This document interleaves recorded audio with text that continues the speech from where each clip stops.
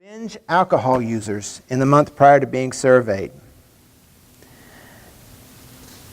The statistics across the board show very varied degrees or percentages among the races and ethnicities. Alcoholics, 7.3% were, and this is the statistic off of the I forgot the name of the, SAMHSA, Center for Behavioral Health Statistics and Quality. It's a national survey on drug use and health. 7.3% were white, 3.9% were black, 5.6% were American Indian, 4.5% were Native Hawaiian or Pacific Islander, 2.8% were Asian, and 6.3% were Hispanic or Latino. That's alcohol dependence. It says that in 2013, young adults aged 18 to 25 had the highest percentage of alcohol dependence or abuse, and among individuals aged 12 or older, and the percentage was higher for males, 8.7%, than females. And so what's the numbers? The numbers are that 17.3 million individuals were dependent upon alcohol during that time. And again, that's who fessed up. In the United States, 2.6% of individuals aged 12 or older were dependent on or abused illicit drugs within the year prior to being surveyed. And so there wasn't a lot of difference between the month and the year. In the United States, 6.7% of persons aged 21 or older in 2013 reported heavy alcohol use within the month prior to being surveyed. That's 15.1 million individuals report heavy alcohol use. And the sad thing is that number hasn't changed significantly since the 2009 surveys. In the United States, only 6.3% of individuals aged 12 or older with alcohol dependence or abuse, that's an estimated 1.1 million individuals, received treatment for their alcohol use. So the difference between those who are suffering from it and those who are seeking help is significant. It's a lot of numbers that probably goes right by you and may not make much difference to you, except to realize that there's a worldwide epidemic. There's a national problem. There's a statewide tragedy. There's a local crisis. And what I wanted to talk to you about today is that this hits right at home. And so we need to understand something. We all are affected by these numbers and what they represent. The Bible gives clear warning against such problems, though. If you would turn to 1 Peter chapter 5.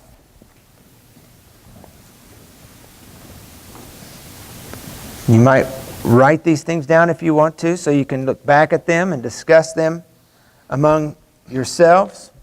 But 1 Peter chapter 5 verse 8 says, "Be sober, be vigilant, because your adversary the devil walks about like a roaring lion, seeking whom he may devour." Isaiah chapter 5 verse 11. A lot of turning pages, huh? Isaiah 5:11, and of course, Gina has it up on the screen for you. It says, "Woe to those who rise early in the morning, that they may follow intoxicating drink, and who continue until night, till wine inflames them." Well, would you welcome our friends Chip and Tracy Boyd this morning?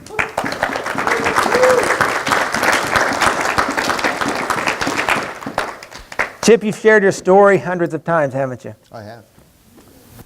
But it's a little difficult this morning, isn't it? It is. Because of the lady sitting right next to you? We've told the story together,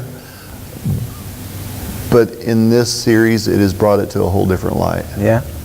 Well, why do you feel that the Bible directs us in like 1 Peter chapter 5 and in Isaiah 5?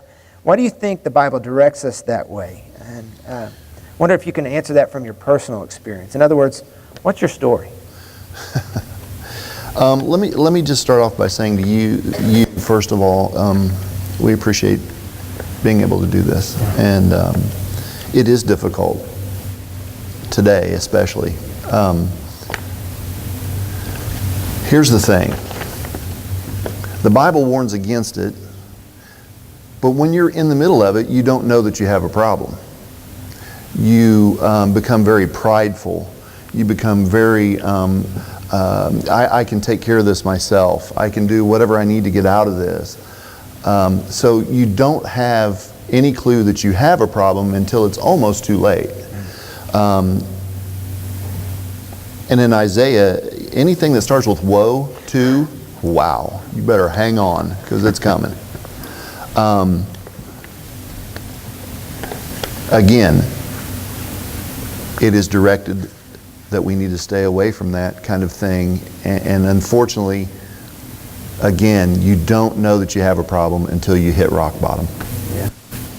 So, are you going to tell your story in a little bit? You want me to tell my story now? Tell your story. You want the entire story? Or you want the synopsis? They want the entire. We're not waiting until 12:45 to get out here this today. I'll give you the Reader's Digest version.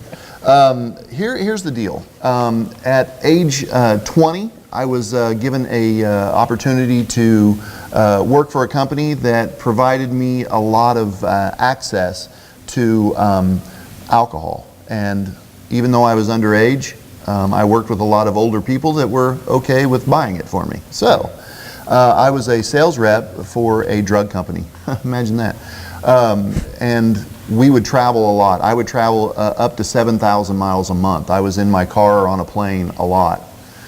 With a company, you know, we had, we could actually turn in expense reports and whatnot. We would take clients out, whatever. When there was nothing to do, when the day was over and you're in a hotel room, what do? Well, you can either sit and watch TV, or you can go to Applebee's or wherever and sit at the bar and drink. So I would have to travel with other sales reps at certain points, and they would, if I wasn't 21, they would just buy doubles and then bring it back to the table, and we'd sit back in the corner and I would drink. Stopping there for just a second, just to let you know, those statistics are pretty correct because I had my first beer at 13. Anyway, we were traveling a lot, making some pretty good money. At 20 plus years old, I was making almost $40,000 a year, and they provided me a car, you know, and all this. So we would drink and we'd go to trade shows and whatnot, and we were at a meeting in Dallas, and my wife calls me and says, "I want you to know we're done.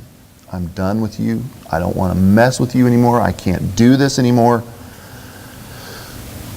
So we had driven to Dallas, so I had got in the car and headed back. And you know what, thinking back now, the first thing that I thought of was, what am I going to do? Here I am thinking of me again, prideful. What am I going to do?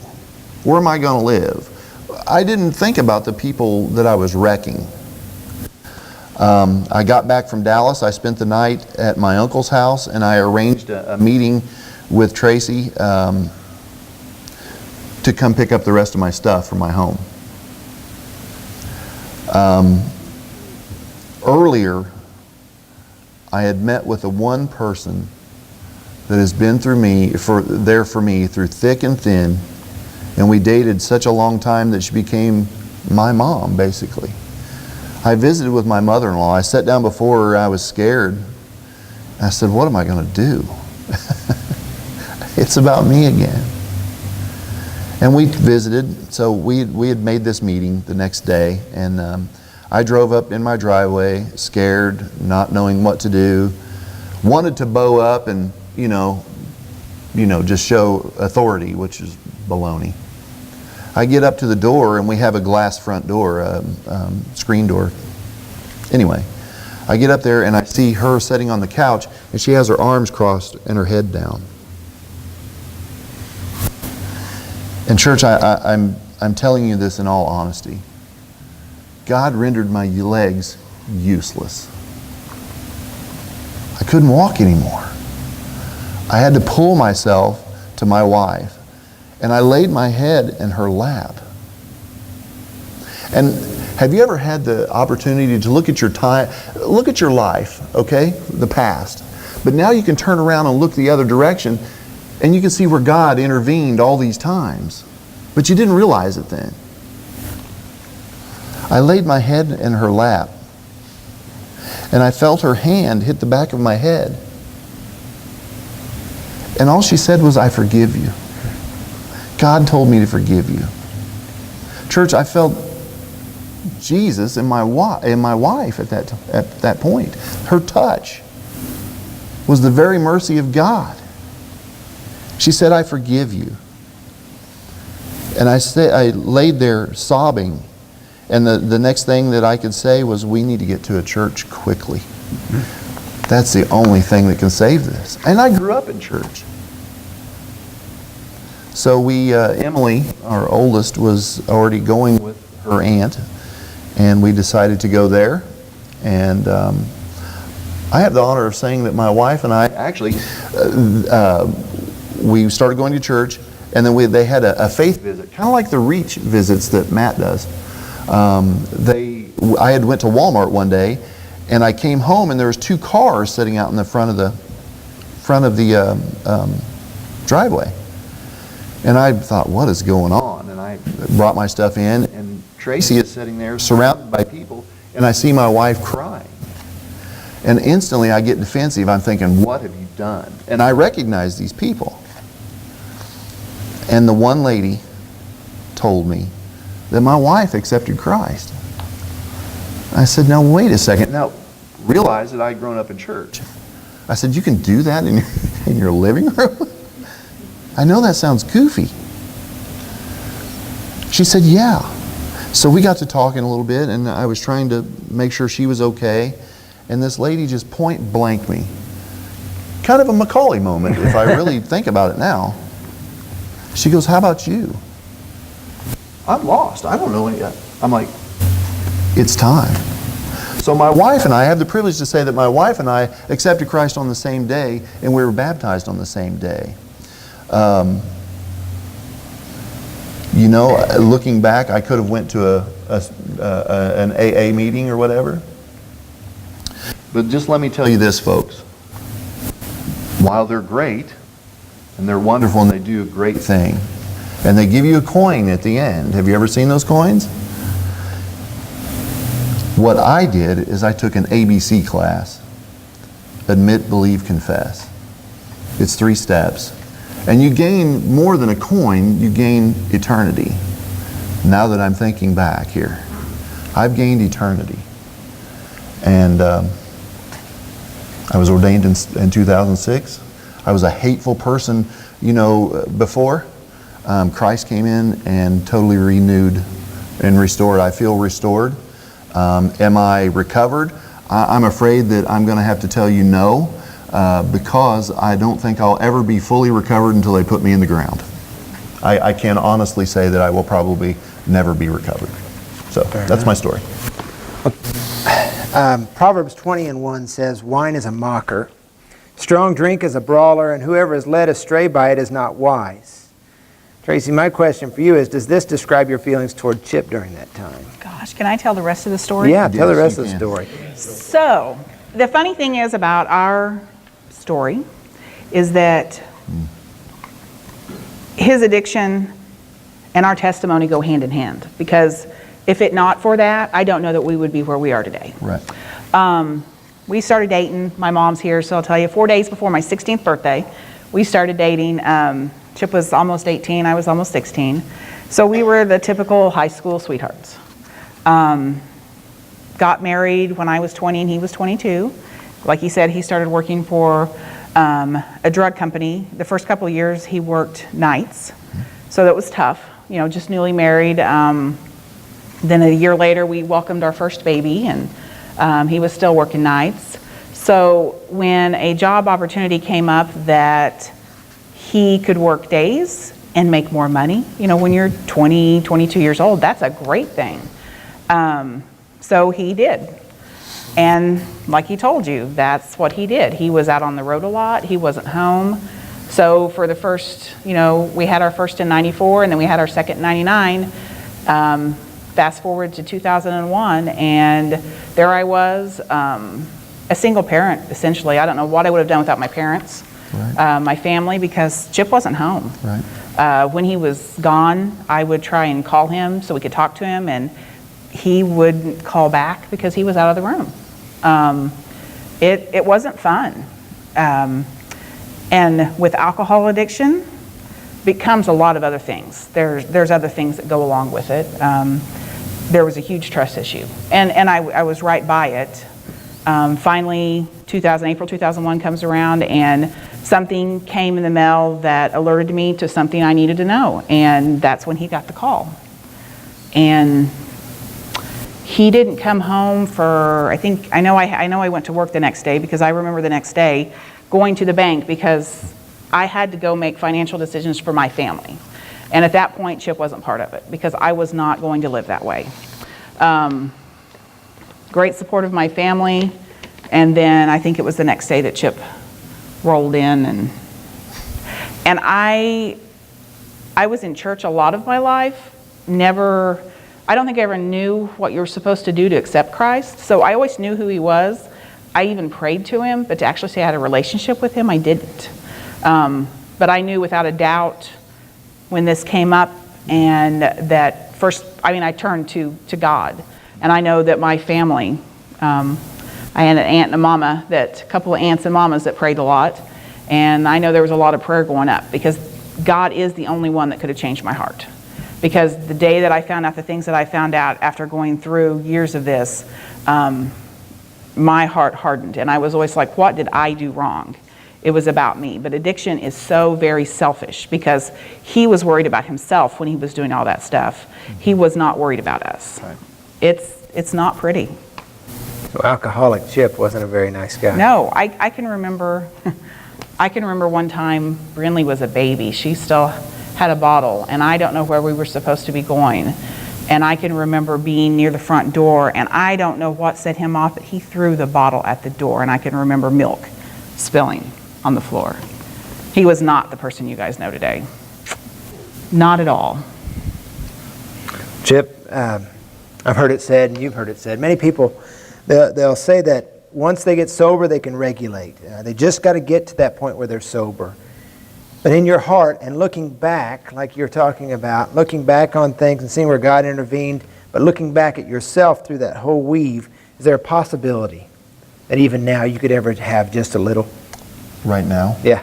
I would not want to put myself in that position. It scares me. Yeah?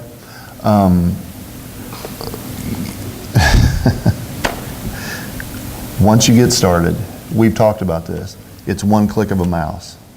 It's one beer with friends. Now, let me just say this. It doesn't say that you can't drink. Mm-hmm. I would never say that. Would I judge you? Absolutely not. Would I do it? No way.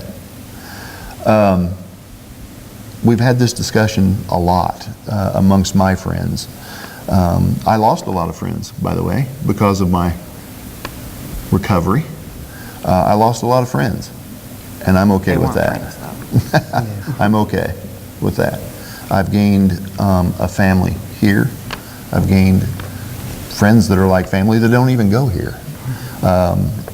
No. When's the last time you had a drink?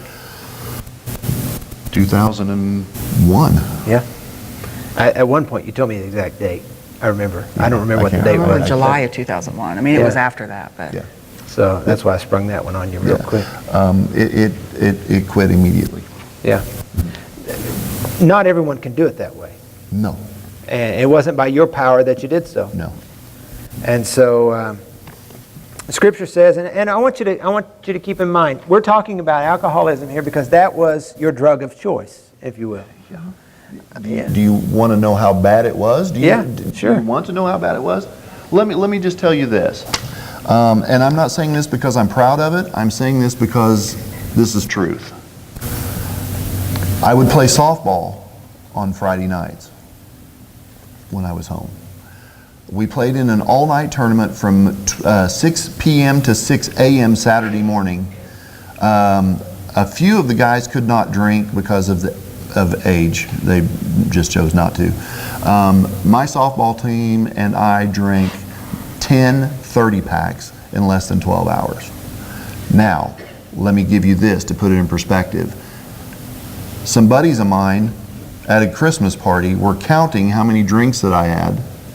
I had 18 double Jack Daniels and Cokes in one setting, just to give you an idea. And boy, was that a fun night getting him home. Let me tell you, she was proud.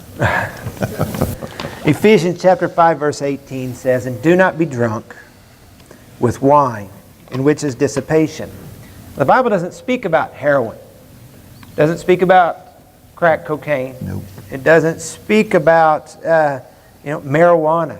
It's just a little bit of marijuana. That's what kids start with, isn't it? Just a little marijuana, and then just like we talked about that neuroplasticity in the brain, your body seeks something more, because eventually that marijuana doesn't give you that high that you're looking for. And so eventually beer didn't give you the high that you were looking for, so it became something different, right? Oh, yeah. Something deeper, one more drink. And so I tell you what, I love to drink Diet Pepsi. It's good. It tastes yummy, I think. But even more, I like regular Pepsi. But that's beside the point. I can't have regular Pepsi. So I drink Diet Pepsi, but I have never, ever been able to drink 18 Diet Pepsis in one setting. Do you know how many bathroom breaks that is? One good pass out and it goes away. Is that right? Honestly. Well, Ephesians 5:18 says, "Do not be drunk with wine, in which is dissipation, but be filled with the Holy Spirit." My question for you is, could this have ever described you when you were drinking regularly? Could you say that you were filled with the Holy Spirit? No. Different kind of spirit, but Right. yeah. No. And the reason is because it was about me. I didn't want anything else but to satisfy me. Okay. What's it like to be around people who drink today? Well, funny thing you should say that. I'm in a job now where we still have to go. I meet hundreds of people a week, and we still have to do events out in the community and whatnot. We do the business expo here in town, and I go to a lot of things where they have chamber after hours deals where they're sponsored and they have a cash bar or whatever. It's kind of funny because my coworkers now, when I first started, they would stand out front and act a fool, and I would be in the back just kind of hanging out. You know what? It's actually reversed roles. They will go elsewhere and act silly, and I will stand out here and be the one in charge. So it's getting better. If I meet someone that I know in a restaurant and they're drinking a beer, they get this covering it up kind of thing. Stop. I'm never going to judge you. I would never judge you for that. That's not what this is about, is it? It is not. But you had a sickness. I had a sickness. And you could say that you're still recovering. I am. I and will so, the problem is, church, is that people start thinking when you're talking about things like substance abuse is that we're judging people. And that's not the case. We've got to get out of that mindset, because I'm telling you that mindset is doing more harm than good. It causes it to where we will stop talking about the heavy subject. And that's why we are where we are today. That's why we have to talk about pornography. That's why we have to talk about substance abuse. That's why we have to talk about depression and things like that, because we're Christian and we're not supposed to be depressed and that kind of thing. And so we have to be willing to talk about the tough subjects. And people are going to get upset with us. Chip, you and Tracy and I, we've been through episodes in church, and even this church, where the doors are blown wide open by an individual who wants to puff up about their rights, the right to do this, right to do that. And many times, and what has happened in this church, we had an issue with our right to drink. And we tried to keep it as level as possible. But aside from the statistics given to you earlier, and aside from the stories of that video and everything like that, look at what Paul wrote in Romans chapter 4, verse 21. And this is what we often stand on right here, because it's not about what you're doing and your right. It's about what does your right do to someone else, okay? And so in Romans chapter 14, verse 21, it says, it's good neither to eat meat or drink wine. Now, before you think that we're talking about specifically wine or even specifically eating meat, that's not what that's about. It's talking about your right to sacrifice, in this case, in this context, they were talking about sacrificial meat that was used for sacrifice and things. But Paul's saying it's good neither to eat meat, nor drink wine, nor do anything by which your brother stumbles, or is offended, or is made weak. And so I asked you guys ahead of time to think about this in a context of an offensive and defensive standpoint. When you think about this verse, why do you feel that this verse is important? And what does this verse speak to you from an offensive and defensive standpoint? And when I say offensive, how we use that to help others, and defensive, how we protect ourselves. Well, I'm going to go with defense. It doesn't bug me as much anymore. It really doesn't bug me at all. But when a couple of years into it, there would be times that I would see an ad. TV is such a strong media. They would pour the beer and it'd be just, looking great. And I'm thinking, man, that looks really great. Now I'm like, flip the channel. I don't want to see it. You have to guard your heart. You have to guard your mind. You have to be on defense all the time. From anything. But me, it's alcohol. You know what? It doesn't bug me to be around it. But it bugs. No, it doesn't bug me. It doesn't bug me anymore. I just have to guard my heart. Yeah, it's like Nate and Christy said last week. Nate says you have to set up those resources that are available to you. That's right. Accountability. That's right. You have someone that you're accountable with, right? I do. Actually. Yeah. Not so much anymore, but yes. Not because you have to have it for the drinking. That is correct. You and I are accountable to each other. We are. Yes. In our different addictions, And so the drinking part, I had an accountability partner. As soon as we accepted Christ and came into the church, we were issued an individual that stuck by us for years until we could go out and fly on our own. Yeah. And when I became ordained in 2006, he's still my guidepost, that's for sure. I'll still, ask him questions and, hey, what do you think about this? But you and I are accountability partners. Yes, you're right. So, and we're accountable to the church. That is correct. Tracy, what about from an offensive standpoint? Well, this is something that I know meant very much a lot to Chip. The way I look at it is more of, and it's a personal story. I mean, it happened.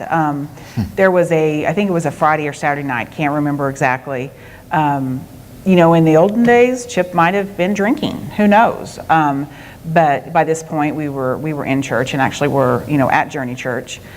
Chip had a lot to do with the children's ministry at that time. And one evening, the phone rings. And this little voice asked for Chip, and I handed him the phone. And it was Wyatt. He had accepted Christ that evening and wanted to share with Chip. Can you imagine if Chip would have been drunk? What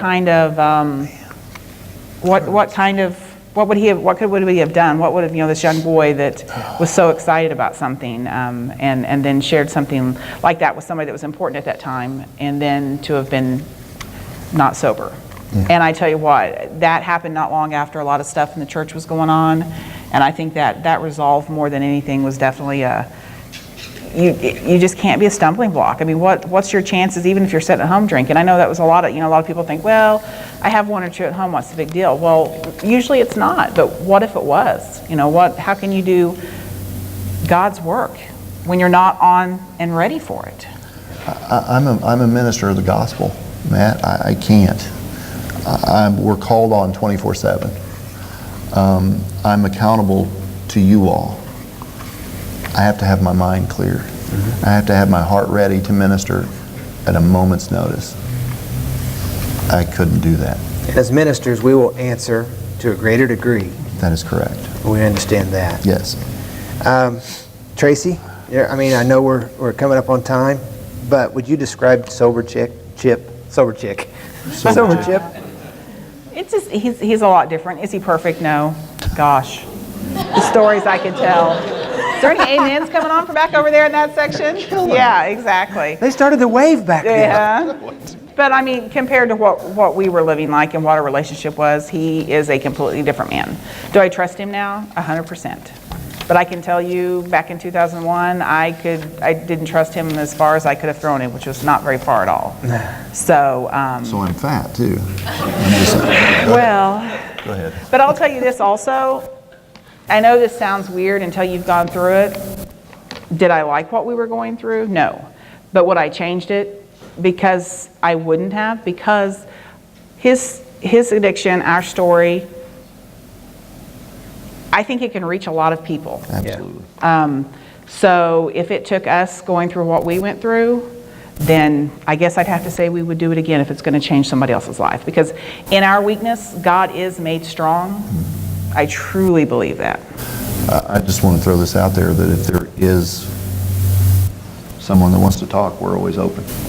We're always open to that. So, are you walking in freedom? You know what? I am. I am. My eyes are open. My heart is joyful most of the time. Except when the battery on the truck doesn't Right. work. My heart is joyful. I love the call that God has put on my life. I have a family out here. I have 11 new family members that just came in yesterday. Kenzie isn't new. 10 new. Okay.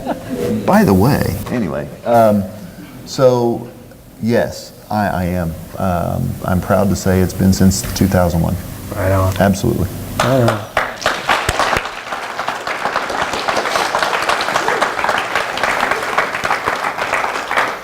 I know it was uncomfortable.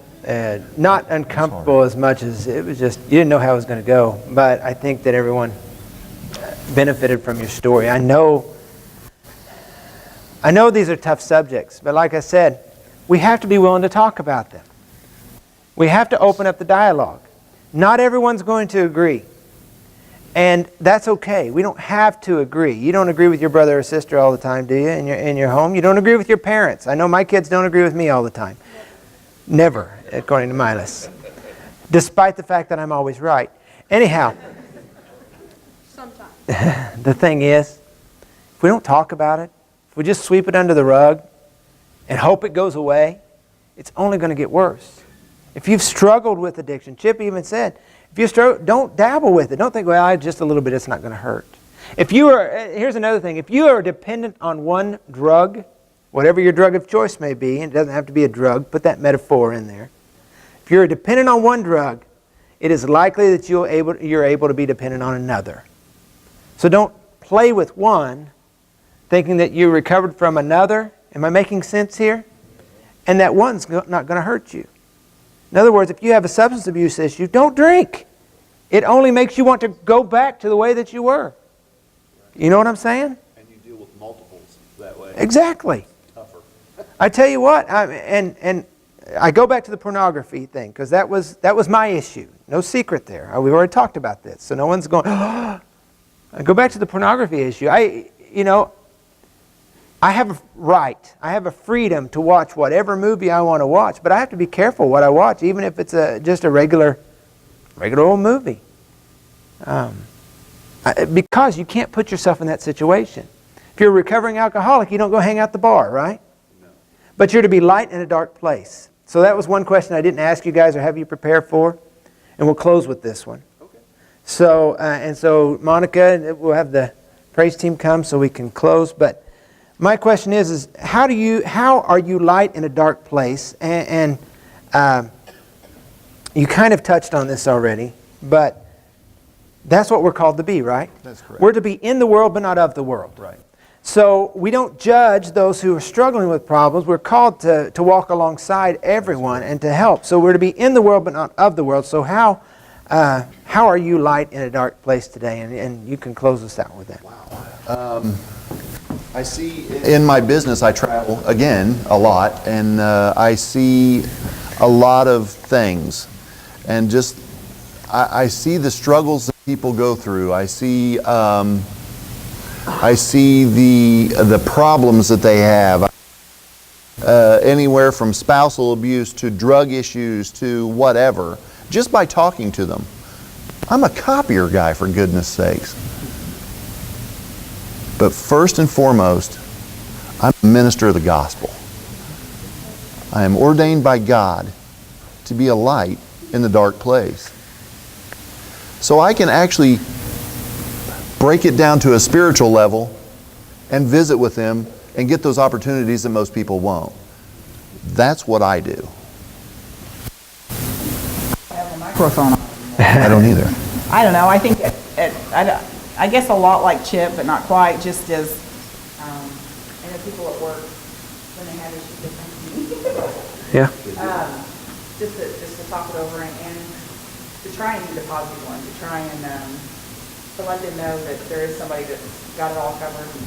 It's not us, that's for sure. So. God through you. Would you stand together? I want to ask Matt to come.